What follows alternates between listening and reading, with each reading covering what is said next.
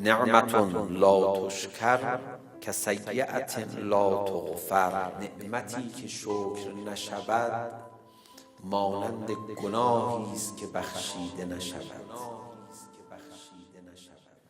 شکر زیاد بکن. شکر کاری داره. قسمت‌های خوب زندگیتو نگاه کن، بگو الحمدلله. الان شما الحمدلله همتون بیمارستان نیستید، اینجا هستید.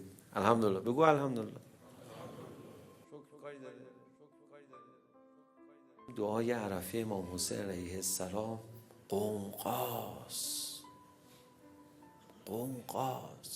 شکر میکنه خدا رو، شکر میکنه خدا رو. دوباره میاد استغفار میکنه، برمیگرده شکر میکنه خدا رو. برای چه چیزایی شکر میکنه؟ خدای من که تو رحم مادر بودم، من که نمیفهمم چی میخوام تو این دنیا که تو چشم برام گذاشتی. من چجوری ازت تشکر کنم؟ تو نخواسته همجوری به من دادی. من چجوری آخه بتونم تشکر کنم؟ بابا امام حسین فدات بشم، ول کن، فدات بشم، ها همه چشم دارن. فرماد و قلیل من عبادی الشکور. مثلا متقین نمیفرماد اینا کمن، مؤمنین نمیفرماد کمن، صالحین نمیفرماد کمن. به شکر که میرسه نه این کمه. مگه خدا از بندش چه انتظاری داره؟ میفرماد من بهت نعمت میدم تشکر کن دیگه.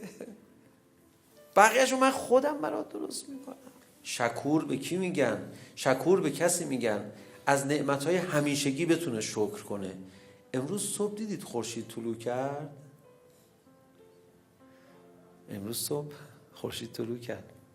شما از خواب بیدار شدید. هر روز اینجوری میشه. خیلی این اتفاق خوبیه، شکرشو به جا بیار. دیدید چه هوای خوبی بود؟ همیشه اینجوری بعد تابستون کم کم هوا خوب میشه دیگه. پنجره رو باز کردی، کولر لازم نداشتی، دیدی خوب بود، بگو الحمدلله.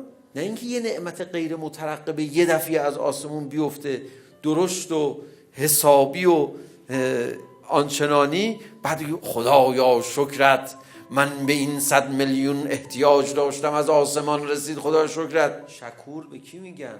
شکور به کسی میگن از نعمتهای همیشگی بتونه شکر کنه.